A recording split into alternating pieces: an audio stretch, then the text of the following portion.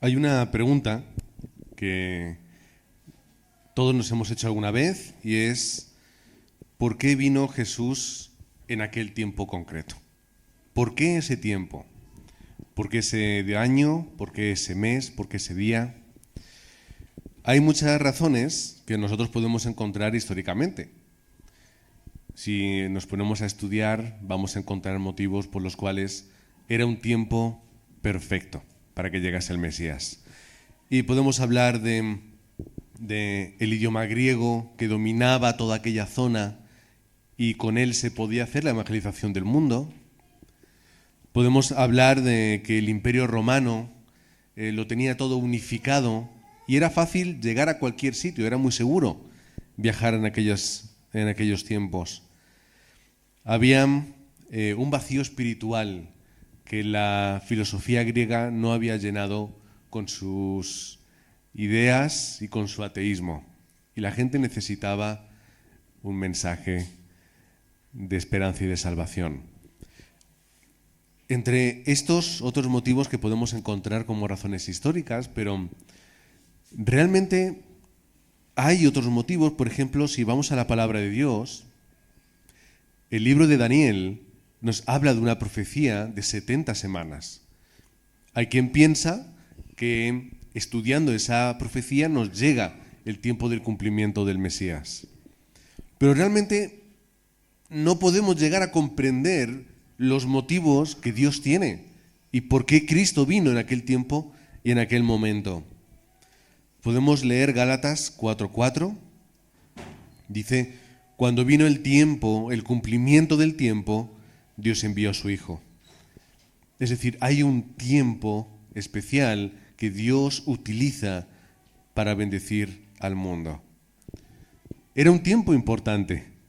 Ahora, yo no puedo entender siempre por qué Dios hace las cosas. No puedo entender siempre por qué ahora y no después. Lo que sí sabemos es que el tiempo de Jesús vino para terminar el tiempo de la ley. ¿Para qué era la ley? Es otra pregunta que nos podemos hacer. ¿Por qué la ley de Moisés, la ley del desierto? Era importante, entre otras cosas, para o por causa de nuestro pecado. Si vamos al capítulo 3, versículo 19, nos dice, hace esa misma pregunta. El apóstol Pablo, que está luchando contra los gálatas, les hace esta pregunta. Los gálatas habían recibido el Evangelio, los gálatas habían recibido el mensaje de Cristo, pero ahora estaban despistados por otra vez otras perspectivas antiguas. Así que el apóstol Pablo les hace la pregunta, ¿para qué sirve la ley? Dice, la ley fue añadida a causa de las transgresiones hasta que viniese la simiente a quien fue hecha la promesa. La simiente. Búscala, porque vamos a repetirla.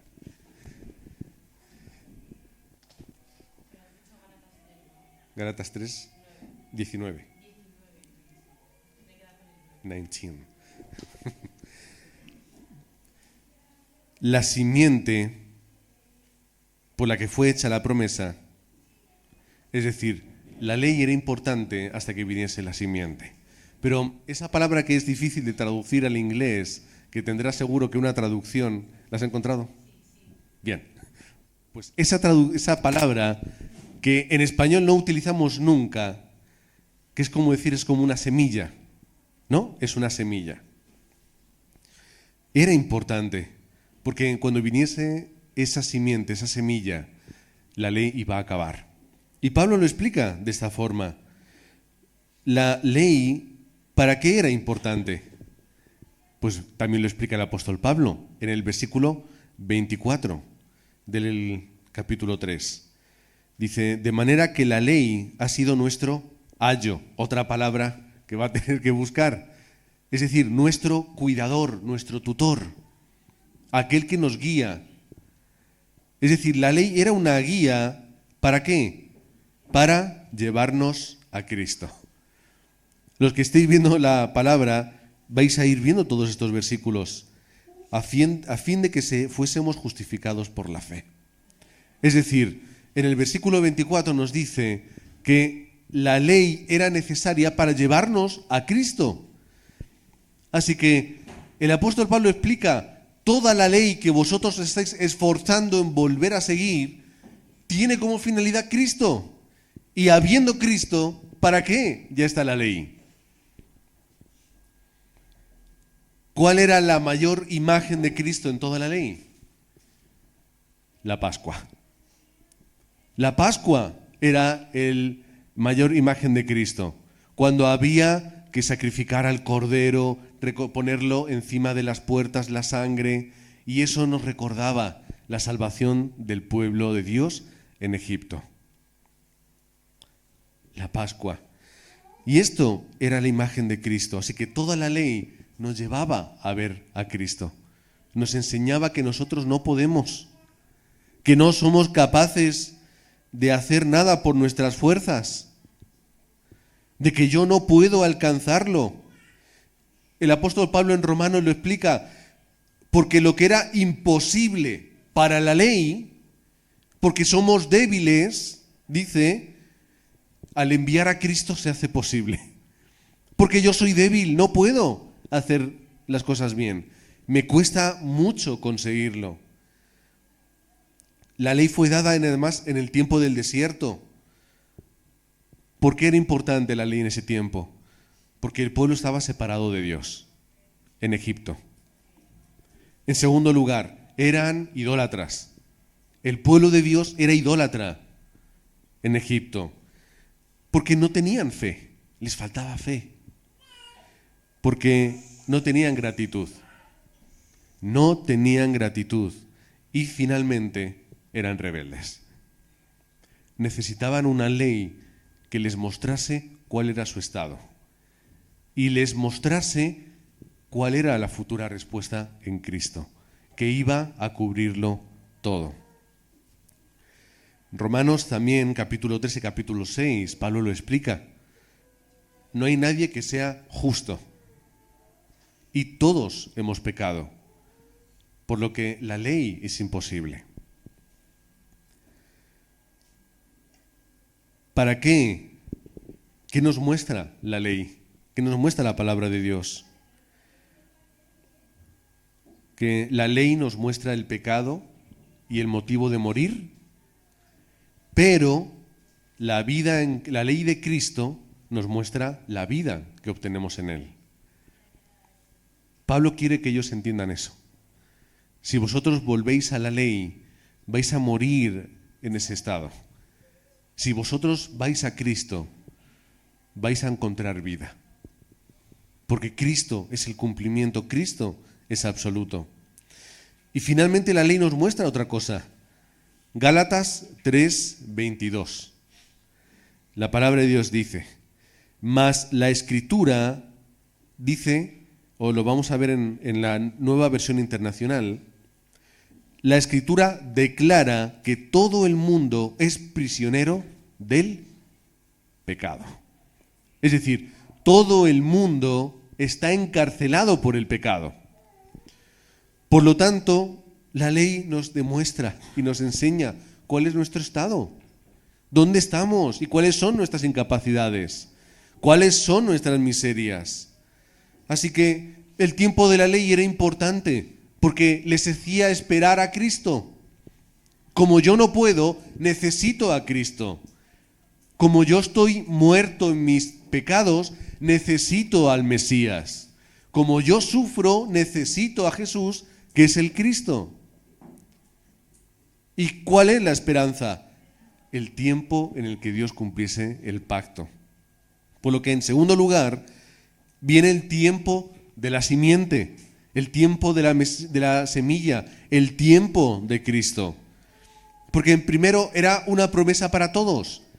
Génesis 3:15 nos habla ya desde el principio que la simiente, el hijo de la mujer, vendría a pisar la cabeza de la serpiente. Y el pueblo de Dios tenía esperanza en este versículo y en esta promesa. Y ellos esperaban esa simiente. Necesitamos a aquel que pise la cabeza de Satanás. Pero esto mismo Dios también se lo promete a Abraham. Capítulo 22, 26, 28.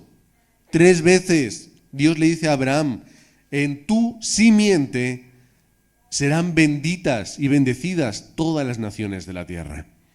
3 veces se lo dice. Tu simiente, tu simiente, tu simiente. Todas las naciones van a ser benditas por ella. Y llega el cumplimiento de esa promesa.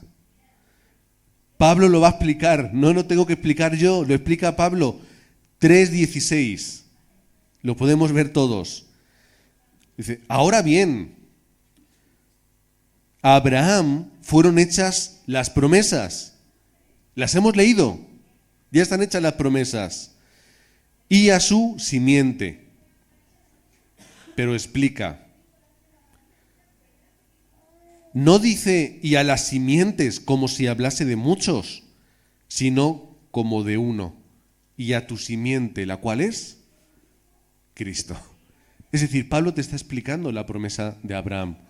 Toda la promesa de Abraham estaba hablando de una persona, una simiente. ¿Quién era esa simiente? Cristo. Así que Cristo viene a cumplir todo el pacto que Dios le da a Abraham. Cristo viene a cumplir toda la ley de Moisés. Cristo viene a dar respuesta a todo problema del ser humano. Por lo que llega, y este es el tiempo del Mesías. Ha llegado la hora del Cristo. Por eso es tan importante, no los motivos, sino el hecho de que haya venido Cristo a la tierra. De que ya se ha cumplido el tiempo, de que ahora nosotros podamos ser una iglesia que disfrute que Jesús es el Cristo. Que sea el tiempo donde yo no viva bajo una ley, ni viva confundido por el mundo. Es el tiempo en el que yo disfruto que Jesús es el Cristo. Ha llegado el tiempo de disfrutar del Evangelio, la hora del Mesías. Marcos 1:5, lo leo rápido. El tiempo se ha cumplido. El reino de Dios se ha acercado. Arrepentíos y creed en el Evangelio, dice la palabra. Otras palabras, el tiempo se ha cumplido. Es el momento del Mesías. Marcos 1:15. También voy a leer rápidamente Juan 6:38. Porque he descendido del cielo, no para hacer mi voluntad, sino la voluntad del que me envió. Es decir, hay un plan grande que es el plan de Dios. Es decir, Cristo dice: yo vengo a hacer la voluntad de Dios. Y la voluntad de Dios está en que nosotros disfrutemos que Jesús es el Cristo. Así que, entendiendo para qué era la ley, entendiendo la importancia de la hora del Mesías, yo tengo que entender cuál es la obra del Cristo. Vale, es la hora de Cristo, pero ¿para qué? No solamente para que la ley acabe, sino que hay algo que tengo que experimentar en mi vida. Pues vamos a ir otra vez al capítulo 3 de Gálatas. Y vamos a leer varios versículos del capítulo 3. En este caso vamos a ir al versículo 22, 3:22. Dice, lo hemos leído antes: toda la Escritura declara que todo el mundo es prisionero del pecado. Lo hemos leído antes. Es decir, las personas son esclavas del pecado. Vale. Pero ahora vamos a leer la segunda parte del versículo, que he hecho trampa. Para que mediante la fe en Cristo, en Jesús, lo prometido se les conceda a los que creen. Es decir, que en Cristo las promesas de Dios son cumplidas únicamente cuando yo creo. Por lo que lo importante que es que el tiempo ha llegado de que yo deje de ser esclavo del pecado y sea libre en Cristo. Por esto es importante la hora del Mesías. Por eso es importante la hora del Cristo. Versículo 25. Pero venida la fe, ya no estamos bajo el ayo, bajo la guía, bajo el tutor. Yo no estoy bajo esa ley que me guiaba a Cristo. Ya estoy en Cristo. Así que ya no necesito guía, yo ya tengo la respuesta. Y la fe me lleva a encontrarme con el Padre. Versículo 27. Porque todos los que habéis sido bautizados en Cristo, de Cristo estáis revestidos. De Cristo estáis vestidos. Cuando nosotros somos bautizados, tenemos la fe en Cristo, Cristo me viste. Cristo pasa a ser como mi ropa. Mi condición cambia, mi identidad cambia, mi estado cambia. Solo en Cristo. Versículo 28. Ya no hay judío ni griego, ni esclavo ni libre, ni varón ni mujer, porque todos somos uno en Cristo.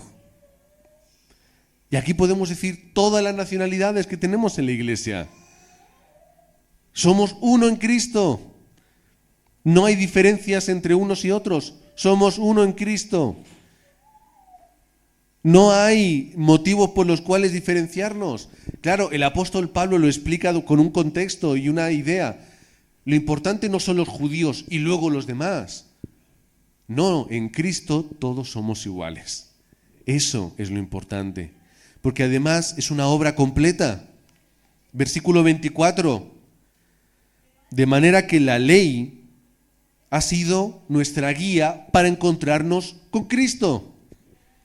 Es decir, estamos justificados por la fe, a fin de que seamos justificados por la fe. El versículo 24, en la segunda parte, nos da la clave. Pero también el 25 y el 26. Cuando hay fe, ya no necesito la guía de la ley, porque yo ya tengo a Cristo. Pues todos somos hijos de Dios por la fe en Cristo Jesús. Yo ya soy hijo, no necesito nadie que me cuide. No necesito el tutor. Yo ya he crecido, soy un hijo de Dios. Pablo lo va a explicar luego después en el capítulo 4. Versículo 29. Si vosotros sois de Cristo, entonces sois familia de Abraham y herederos de la promesa. Versículo 29. Yo tengo la promesa a través de Cristo. Y el pacto de Dios se cumple en Cristo. Efesios 1:10, lo voy a leer yo, no os preocupéis. Todas las cosas se reúnen en Cristo. Todo está en Cristo. En Cristo está el cumplimiento de los tiempos. Así que todas las cosas que están en los cielos como que están en la tierra están sujetas a Cristo. Todo está en Cristo. Y esta es nuestra respuesta, de que todo está en Cristo. Pablo dice también, antes éramos débiles, pero para ellos murió Cristo. Para los que éramos débiles, para los que no éramos perfectos, ni lo somos. Para los que estábamos en problemas, en pecados, en dificultades. Para estos vino Cristo. Así que ahora podemos entender bien la analogía que estaba utilizando Pablo. Esa metáfora la entendemos bien, la del capítulo 4. ¿Cuál es la metáfora? De que nosotros somos herederos, pero hasta que no llega el tiempo no tengo nada. Un hijo, hasta que sus padres no mueren, no recibe la herencia. No hay herencia. Tú puedes decir, mi padre tiene mucho dinero, pero tú no lo tienes, a no ser de que tu padre te dé. había un actor muy famoso, Ben Affleck, fue a una convención donde vendían zapatillas, sabes que están muy de moda las zapatillas, se venden carísimas, se revenden, es un negocio. Y va con su hijo pequeño y su hijo le dice, papá, quiero esas zapatillas. Y va el actor y dice, ¿cuánto cuestan? No sé si dijo unos $15,000. ¿$15,000? Y le dice, nada. Y él lo explica así, dice, pero papá, tú tienes mucho dinero. Dice, sí, lo tengo yo, tú no lo tienes. Así que si quieres unas zapatillas de $15,000, trabaja y consigue el dinero y te las compras tú. Valores que le enseñan a sus hijos. Hasta que no llega el tiempo del Cristo, la gente no tenía al Cristo. Pero ahora sí ha llegado ese tiempo. Vivían atados por la ley, tenían la esperanza hasta que llegase el Mesías, vivían sufriendo en este mundo. Pero, versículo 4, llega el cumplimiento de los tiempos, donde Dios envía a su Hijo, nacido de mujer, para que ahora pudiésemos tener respuesta. Así que la promesa del Antiguo Testamento se ve cumplida en Cristo, en el tiempo de Dios, donde ahora yo no necesito una ley que me guíe y me enseñe. Yo ya tengo la herencia en Cristo.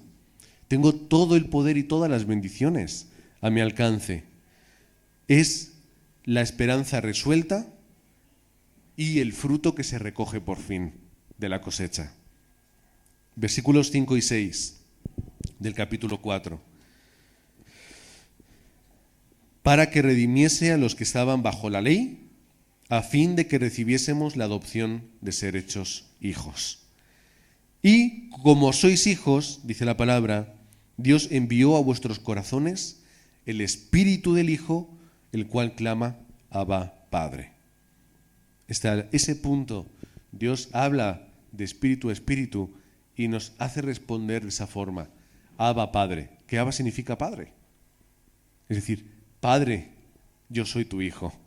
Dame esa respuesta, esa herencia que es Cristo, porque ha llegado el tiempo en el que yo recibo esa bendición.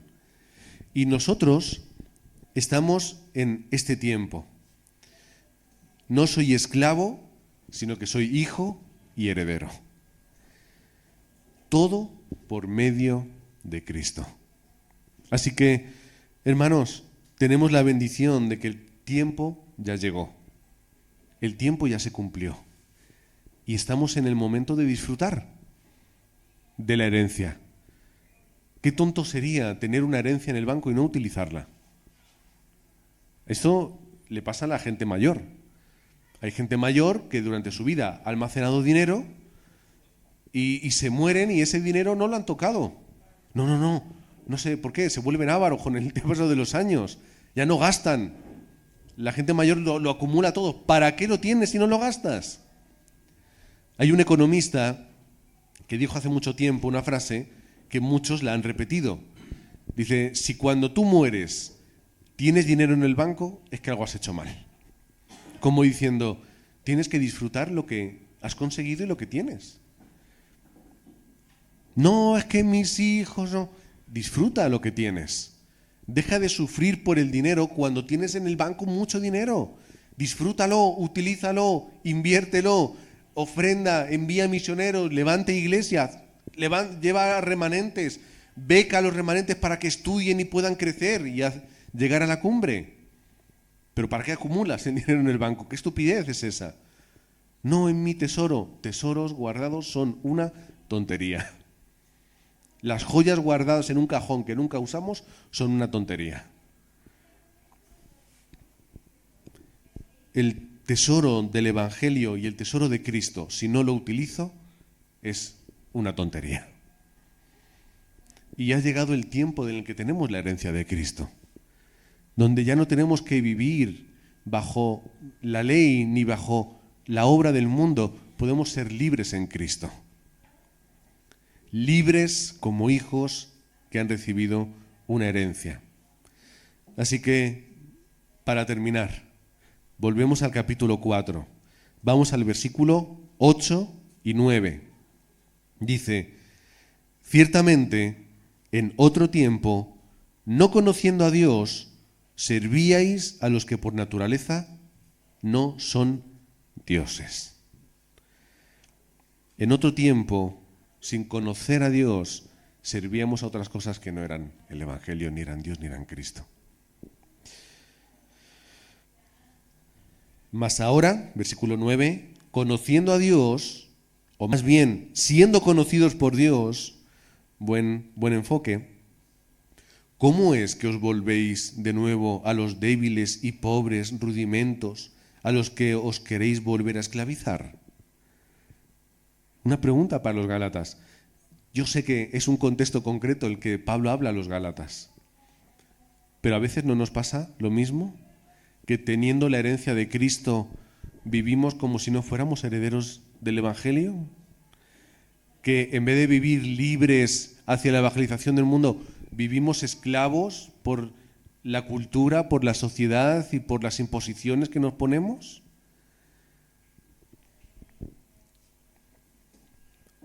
No demos marcha atrás a la herencia que hemos recibido. No volvamos atrás, sino que disfrutemos de la herencia en Cristo hacia adelante. En segundo lugar, de la conclusión, Gálatas 4:15. ¿Dónde pues está la satisfacción que experimentabais? Porque os doy testimonio de que si hubieseis podido, os hubierais sacado vuestros propios ojos para dármelos. Qué bruto, Pablo, ¿verdad? Obviamente es una metáfora, no estaba diciendo que se iban a sacar los ojos, pero ¿qué estaba diciendo? Cuando el Evangelio llegó a vuestra vida, teníais tal pasión por el Evangelio que le hubierais dado todo por ello.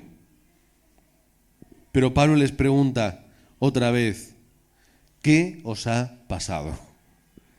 ¿Dónde está el amor por Cristo? ¿Dónde está el amor por el Evangelio?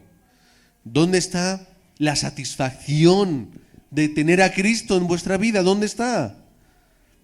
¿Por qué ahora estáis tristes? ¿Por qué ahora estáis enfadados? ¿Por qué ahora estáis mal? En vez de estar disfrutando de que Jesús es el Cristo. En otras palabras, hemos perdido pasión por el Evangelio, pasión por Cristo. Nos hemos desenamorado del Evangelio, porque lo hemos dado por hecho. Pero ¿dónde está el amor al principio? El primer amor del Evangelio, ¿dónde está? En tercer lugar, sigamos testificando a Cristo. Juan 4:14, lo voy a leer yo, no hace falta que lo busques. Dice, y nosotros hemos visto y testificamos que el Padre ha enviado al Hijo, el Salvador del mundo. Es decir, ¿qué dice? Nosotros lo hemos testificado. Es decir, hemos hecho el trabajo de hablar sobre Jesús como el Cristo. Gálatas 4 del 13 al 14, que lo tenemos aquí. Dice, pues vosotros sabéis que a causa de una enfermedad del cuerpo os anuncié el Evangelio al principio. Y no me despreciasteis ni desechasteis por la prueba que tenía en mi cuerpo. Antes bien, me recibisteis como un ángel de Dios, como a Cristo Jesús. Ni siquiera la torpeza ni la enfermedad puede parar la predicación del Evangelio. Cuando una persona está preparada para escuchar el Evangelio, no importa el estado, acepta el mensaje de Cristo. Y Pablo lo explica, yo vine enfermo, vine mal, pero aún así vosotros me recibisteis, escuchasteis el Evangelio y lo aceptasteis. Por lo que es una obra de gracia, no de excelencia. La evangelización del mundo es la determinación que yo tomo, no mi sabiduría y mi capacidad.